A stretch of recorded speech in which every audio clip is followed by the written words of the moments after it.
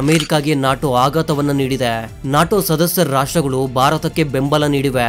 ನಾಟೋವನ್ನ ಪ್ರಾರಂಭಿಸಿದ ಮಹಾಶಕ್ತಿಯ ವಿರುದ್ಧವೇ ಅದು ತಿರುಗಿ ಬಿದ್ದಿದೆ. ಭಾರತದ ವಿರೋಧಿ ನಿರ್ಣಯವನ್ನ ತರಲು ಅಮೆರಿಕಾಗೆ ತಿರುಗುಬಾಣವಾಗಿದೆ. ನಾಟೋ ಕೂಟದಲ್ಲಿ ಒಟ್ಟು 32 ಸದಸ್ಯ ರಾಷ್ಟ್ರಗಳಿವೆ. ಭಾರತದ ವಿರುದ್ಧ ಸುಂಕದ ಬಿಲ್ ಅನ್ನ ಪರಿಚಯಿಸಲು ಅಮೆರಿಕ ಪ್ರಯತ್ನಿಸಿತು. ಈ ಬಿಲ್ ಅಂಗೀಕಾರಗೊಂಡರೆ ನಾಟೋದ ಸದಸ್ಯ ರಾಷ್ಟ್ರಗಳು ಕೂಡ ಭಾರತದ ಮೇಲೆ ಸುಂಕ ವಿಧಿಸಬೇಕಾಗುತ್ತದೆ ಎಂದು ಅಮೆರಿಕ ಭಾವಿಸಿತ್ತು. ಆದರೆ ಊಹಿಸಿದ ರೀತಿಯಲ್ಲಿ 22 ರಾಷ್ಟ್ರಗಳು ಮತದಾನದಿಂದ ಹಿಂದೆ ಜರಿದವು. ಇನ್ನು 7 ರಾಷ್ಟ್ರಗಳು ಅಮೆರಿಕದ ಪ್ರಸ್ತಾವದ ವಿರುದ್ಧ ಮತ ಚಲಾಯಿಸಿದವು. ಇದು ಅಮೆರಿಕಾಗೆ ದೊಡ್ಡ ಆಘಾತವಾಗಿದೆ. ಭಾರತದ ಮೇಲೆ ಆಂಕ್ಷೆಗಳನ್ನು ವಿಧಿಸಲು ನಾಟೋದ ಸದಸ್ಯ ರಾಷ್ಟ್ರಗಳು ಬೆಂಬಲ ನೀಡದಿರುವುದಾಗಿ ಸ್ಪಷ್ಟವಾಗಿ ಹೇಳಿವೆ. ಅಷ್ಟೇ ಅಲ್ಲ, ಭಾರತವು ಅಂತಾರಾಷ್ಟ್ರೀಯ ಸ್ಥಿರತೆಗೆ ಮುಖ್ಯ ಸ್ತಂಭವಾಗಿದೆ ಮತ್ತು ಭಾರತವಿಲ್ಲದೆ ವಿಶ್ವ ಭದ್ರತೆ ಅಸಾಧ್ಯ ಎಂದು ನಾಟೋ ಕೂಟದ ಹಲವು ರಾಷ್ಟ್ರಗಳು ನೇರವಾಗಿ ಹೇಳಿವೆ. France, Germany, Italy, Turkey, Spain ನಂತಹ ಪ್ರಮುಖ ರಾಷ್ಟ್ರಗಳು ಭಾರತಕ್ಕೆ ಬೆಂಬಲವಾಗಿ ನಿಂತಿರುವುದರಿಂದ ಅಮೆರಿಕ ಈ ವಿಷಯದಲ್ಲಿ ಒಂಟಿಯಾಗಿ ಬಿಟ್ಟಿದೆ. ಒಂದು ಕಾಲದಲ್ಲಿ ನಾಟೋದ ರಾಜನಂತೆ ವಿರಾಜಮಾನವಾಗಿದ್ದ ಅಮೆರಿಕ ಈಗ ಕೂಟದಲ್ಲಿ ಒಂಟಿಯಾಗಿದೆ. ಒಂದು ಕಾಲದಲ್ಲಿ ಅಮೆರಿಕವು ಕೇವಲ ಒಂದು ಫೋನ್ ಕರೆಯ ಮೂಲಕ ನಾಟೋ ಸದಸ್ಯ ರಾಷ್ಟ್ರಗಳನ್ನ ತನ್ನ ಸಾಲಿನಲ್ಲಿ ನಿಲ್ಲಿಸಬಹುದಾಗಿತ್ತು. ಇರಾಕ್, ಅಫ್ಘಾನಿಸ್ತಾನ, ಲಿಬಿಯಾದಂತಹ ರಾಷ್ಟ್ರಗಳ ಮೇಲೆ ದಾಳಿಗಳನ್ನ ನಡೆಸಬೇಕಾದಾಗ ನಾಟೋ ರಾಷ್ಟ್ರಗಳು ಹಿಂದೆ ಸರಿಯುತ್ತಿರಲಿಲ್ಲ.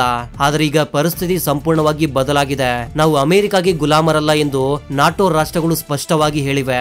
ಭಾರತದ ವಿರುದ್ಧ ಅಮೆರಿಕ ನೀಡುವ ಆದೇಶಗಳು ತಮಗೆ ಸರಿಯೆನಿಸುತ್ತಿಲ್ಲ ಎಂದು ಸ್ಪಷ್ಟವಾಗಿ ತಿಳಿಸಿವೆ. ಭಾರತವೀಗ ಕೇವಲ ಏಷ್ಯಾಗೆ ಮಾತ್ರವಲ್ಲ, ಸಂಪೂರ್ಣ ವಿಶ್ವಕ್ಕೆ ಜಾಗತಿಕ ಶಕ್ತಿಯಾಗಿ ಬೆಳೀತಾ ಇದೆ. ಈ ವಿಷಯವನ್ನ ನಾಟೋದ ರಾಷ್ಟ್ರಗಳು ಗುರುತಿಸಿವೆ. ಈ ಬದಲಾವಣೆಗೆ ಮುಖ್ಯ ಕಾರಣವೇ ಜಾಗತಿಕ ಶಕ್ತಿಯಾಗಿ ಭಾರತದ ಬೆಳವಣಿಗೆ, ವೇಗವಾಗಿ ಅಭಿವೃದ್ಧಿ ಆಗುತ್ತಿರುವ ಆರ್ಥಿಕತೆ, ವಿಶ್ವದ ಅತಿದೊಡ್ಡ ಸೈನ್ಯಗಳಲ್ಲಿ ಒಂದು, ಶಸ್ತ್ರಾಸ್ತ್ರ ಮತ್ತು ತಂತ್ರಜ್ಞಾನದಲ್ಲಿ ವೇಗವಾಗಿ ಬೆಳವಣಿಗೆ, ರಷ್ಯಾ ಮತ್ತು ಯುರೋಪ್ ರಾಷ್ಟ್ರಗಳೊಂದಿಗೆ ಉತ್ತಮ ಸಂಬಂಧಗಳು, 1.4 ಶತಕೋಟಿ ಜನರ ಆತ್ಮವಿಶ್ವಾಸ ಮತ್ತು ಎಲ್ಲಕ್ಕಿಂತ ಮುಖ್ಯವಾಗಿ ಭಾರತದ ಪ್ರಜಾಪ್ರಭುತ್ವ ನಿಯಮಗಳು ದೇಶಕ್ಕೆ ಬಲವಾದ ಸ್ತಂಭವಾಗಿವೆ. ಭಾರತದ ಈ ಬೆಳೆಯುತ್ತಿರುವ ಸನ್ನಿವೇಶವೇ ಈಗ ನಾಟೋವನ್ನ ಅಮೆರಿಕದ ವಿರುದ್ಧ ನಿಲ್ಲಿಸಿದೆ. ಅಮೆರಿಕವು ತಮ್ಮ ಸುಂಕದ ಯುದ್ಧದ ಮೂಲಕ ವಿಶ್ವದ ಹಲವು ರಾಷ್ಟ್ರಗಳಿಗೆ ತೊಂದರೆ ಉಂಟು ಮಾಡಿವೆ. ಇದರಿಂದ ಮುಖ್ಯವಾಗಿ ಹೆಚ್ಚು ಪರಿಣಾಮಕ್ಕೆ ಒಳಗಾಗಿವೆ. ಭಾರತದ ವಿರುದ್ಧ ಅಮೆರಿಕದ ಆಂಕ್ಷೆಗಳು ಮತ್ತು ಬ್ಲಾಕ್ ಮೇಲ್ ಗಳನ್ನ ನಾಟೋ ಕೂಟವು ಖಂಡಿಸಿದೆ. ನಾಟೋ ಸಮಾವೇಶದಲ್ಲಿ ಅಂಗೀಕರಿಸಲಾದ ಬಿಲ್ ಪ್ರಕಾರ ನಾಟೋ ಈಗ ಯಾವುದೇ ರಾಷ್ಟ್ರದ ಮೇಲೆ ಅಮೆರಿಕ ವಿಧಿಸುವ ಏಕಪಕ್ಷೀಯ ಆಂಕ್ಷೆಗಳಿಗೆ ಬೆಂಬಲ ನೀಡದು. ಈ ನಿರ್ಣಯವು ಭಾರತಕ್ಕೆ ಮತ್ತು ಅಮೆರಿಕದ ಸುಂಕದ ಯುದ್ಧದಿಂದ ಪರಿಣಾಮಕ್ಕೆ ಒಳಗಾದ ಇತರ ರಾಷ್ಟ್ರಗಳಿಗೆ ತುಂಬಾ ಧನಾತ್ಮಕ ಪರಿಣಾಮವಾಗಿದೆ. ನಾಟೋದಲ್ಲಿ ನಿರಂತರವಾಗಿ ತಮ್ಮ ಮೇಲೆ ಆಧಿಪತ್ಯ ಸಾಧಿಸಲು ಯತ್ನಿಸ್ತಾ ಇರುವ ಅಮೆರಿಕದ ವಿರುದ್ಧ ಹಲವು ಸದಸ್ಯ ರಾಷ್ಟ್ರಗಳು ಸಂತೃಪ್ತರಾಗಿವೆ. ಈ ಹಿನ್ನೆಲೆಯಲ್ಲಿ ಅವರು ಭಾರತಕ್ಕೆ ಬೆಂಬಲವಾಗಿ ನಿಂತಿದ್ದಾರೆ. ವೈಟ್ ಹೌಸ್ ನಿಂದ ಪೆಂಟಗನ್ ವರೆಗೆ ಈ ಬೆಳವಣಿಗೆ ದೊಡ್ಡ ಕಂಪನವನ್ನೇ ಸೃಷ್ಟಿ ಮಾಡಿದೆ. ತಾವೇ ಸ್ಥಾಪಿಸಿದ ಕೂಟವು ತಮ್ಮ ವಿರುದ್ಧವೇ ತಿರುಗಿ ಬಿದ್ದಿರುವುದು ಅಮೆರಿಕದ ಮಾಧ್ಯಮಗಳನ್ನ ಆಘಾತಕ್ಕೆ ಒಳಗಾಗಿಸಿದೆ. ಜಾಗತಿಕ ಶಕ್ತಿಯ ಸ್ಥಾನಾಂತರವು ತುಂಬಾನೇ ವೇಗವಾಗಿ ನಡೀತಾ ಇದೆ. ಈ ಜಾಗತಿಕ ಶಕ್ತಿಯ ಸ್ಥಾನಾಂತರದಲ್ಲಿ ಭಾರತವು ಅತಿ ದೊಡ್ಡ ಸೂಪರ್ ಪವರ್ ಆಗಿ ಉದಯಿಸುತ್ತಿದೆ. ಹಿಂದೆ ಅಮೆರಿಕದ ಕರೆಗೆ ಇರಾಕ್, ಅಫ್ಘಾನಿಸ್ತಾನ ಹಾಗೂ ಲಿಬಿಯಾದಂತಹ ರಾಷ್ಟ್ರಗಳ ಮೇಲೆ ನಾಟೋ ದಾಳಿಗಳನ್ನ ನಡೆಸಿತ್ತು. ಈಗ ಆ ಪರಿಸ್ಥಿತಿ ಇಲ್ಲ. ಅಮೆರಿಕದ ಆಧಿಪತ್ಯಕ್ಕೆ ವಿರುದ್ಧವಾಗಿ ನಾಟೋ ರಾಷ್ಟ್ರಗಳು ನಿಲ್ಲುವುದರ ಹಿಂದೆ ಭಾರತದ ಪಾತ್ರವು ತುಂಬಾನೇ ನಿರ್ಣಾಯಕವಾಗಿದೆ. ದೇಶದ ಆರ್ಥಿಕ ವ್ಯವಸ್ಥೆಯು ವೇಗವಾಗಿ ಅಭಿವೃದ್ಧಿ ಆಗ್ತಾ ಇದೆ. ಶಸ್ತ್ರಾಸ್ತ್ರ ಮತ್ತು ತಂತ್ರಜ್ಞಾನದಲ್ಲಿ ವೇಗವಾದ ಬೆಳವಣಿಗೆ ಆಗುತ್ತಿದೆ. ರಷ್ಯಾ, ಯುರೋಪ್ ರಾಷ್ಟ್ರಗಳೊಂದಿಗೆ ಭಾರತಕ್ಕಿರುವ ಸಂಬಂಧಗಳು ಬಲವಾಗಿವೆ. ಇವು ಭಾರತವನ್ನ ವಿಶೇಷ ಸ್ಥಾನದಲ್ಲಿ ನಿಲ್ಲಿಸಿದೆ. ಅಮೆರಿಕವು ಭಾರತದ ಮೇಲೆ ವಿಧಿಸಿದ ಸುಂಕಗಳಿಂದ ದೇಶದ ಆರ್ಥಿಕತೆಗೆ ಯಾವುದೇ ಹಾನಿಯಾಗಿಲ್ಲ. ಬದಲಿಗೆ ಕಳೆದ ತ್ರೈಮಾಸಿಕದಲ್ಲಿ ಭಾರತದ ಜಿಡಿಪಿಯಲ್ಲಿ ಭಾರಿ ವೃದ್ಧಿಯಾಗಿದೆ. ಇದು ಅಮೆರಿಕದ ನೀತಿಗಳು ಭಾರತದ ಮೇಲೆ ಸಂಪೂರ್ಣವಾಗಿ ವಿಫಲವಾಗಿದೆ ಎಂದು ಸ್ಪಷ್ಟವಾಗಿ ಸಾಬೀತುಪಡಿಸ್ತಾ ಇದೆ. ಅಮೆರಿಕವು ಒಂಟಿಯಾಗಿರುವುದಕ್ಕೆ ಇನ್ನೊಂದು ಕಾರಣವೇನೆಂದ್ರೆ ಯುರೋಪಿಯನ್ ರಾಷ್ಟ್ರಗಳೊಂದಿಗೆ ಭಾರತದ ಸಂಬಂಧಗಳು ಬಲಗೊಳ್ತಾ ಇರುವುದು. ಫ್ರಾನ್ಸ್, ಜರ್ಮನಿಯಂತಹ ರಾಷ್ಟ್ರಗಳು ನಾಟೋದಲ್ಲಿ ನಿರ್ಣಾಯಕವಾಗಿವೆ. ಈ ರಾಷ್ಟ್ರಗಳು ಈಗ ಕೇವಲ ಅಮೆರಿಕದ ಮೇಲೆ ಮಾತ್ರವೇ ಆಧಾರಿತವಾಗಿರಲು ಸಾಧ್ಯವಿಲ್ಲ ಎಂದು ತಿಳ್ಕೊಂಡಿವೆ. ತೈಲ ಸಂಕ್ಷೋಭ, ಆರ್ಥಿಕ ಕುಂಠಿತ, ರಕ್ಷಣೆಯ ಅಗತ್ಯಗಳು ಭಾರತದಂತಹ ಪಾಲುದಾರನ ಅಗತ್ಯವನ್ನ ಅವರಿಗೆ ಜ್ಞಾಪಿಸಿದೆ. ಫ್ರಾನ್ಸ್, ಜರ್ಮನಿಯಂತಹ ರಾಷ್ಟ್ರಗಳು ಭಾರತದೊಂದಿಗೆ ಕಾರ್ಯತಂತ್ರದ ಆರ್ಥಿಕ ಸಹಕಾರವನ್ನ ಇನ್ನಷ್ಟು ಹೆಚ್ಚಿಸಿಕೊಳ್ಳಲು ಸಂಕೇತಗಳನ್ನ ನೀಡಿವೆ. ಫ್ರಾನ್ಸ್ನ ಅಧ್ಯಕ್ಷರು ಇತ್ತೀಚೆಗೆ ಭಾರತವನ್ನ ವಿಶ್ವದ ಆರ್ಥಿಕ ಸ್ಥಿರತೆಗೆ ಮುಖ್ಯ ಸ್ತಂಭ ಎಂದು ಕರೆದಿರುವುದು ಭಾರತವು ವಿಶ್ವದಲ್ಲಿ ಎಷ್ಟು ಮುಖ್ಯ ರಾಷ್ಟ್ರವಾಗಿದೆ ಎಂದು ತಿಳಿಸುತ್ತೆ. ನಾಟೋ ಕೂಟದಲ್ಲಿ ದೀರ್ಘಕಾಲ ಅಮೆರಿಕದ ಆಧಿಪತ್ಯವಿತ್ತು. ಈಗ ಅದೇ ಕೂಟವು ಭಾರತದ ಪಾತ್ರವನ್ನ ನಿರ್ಣಾಯಕವಾಗಿ ಪರಿಗಣಿಸುತ್ತಿವೆ. ಇದು ಅಮೆರಿಕಾಗೆ ಗಟ್ಟಿಯಾದ ತಿರುಗುಬಾಣವಾಗಿದೆ.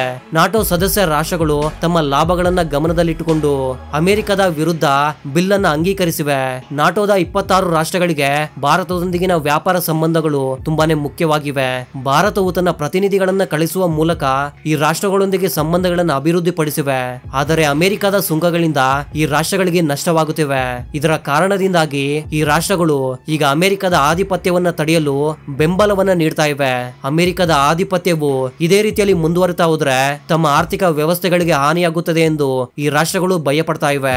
ಈ ಹಿನ್ನೆಲೆಯಲ್ಲಿ ಜರ್ಮನಿ, ಫ್ರಾನ್ಸ್, ಇಟಲಿ, ಟರ್ಕಿ ಹಾಗೂ ಸ್ಪೇನ್ ನಂತಹ ನಿರ್ಣಾಯಕ ರಾಷ್ಟ್ರಗಳು ಭಾರತಕ್ಕೆ ಬೆಂಬಲವಾಗಿ ನಿಂತಿವೆ.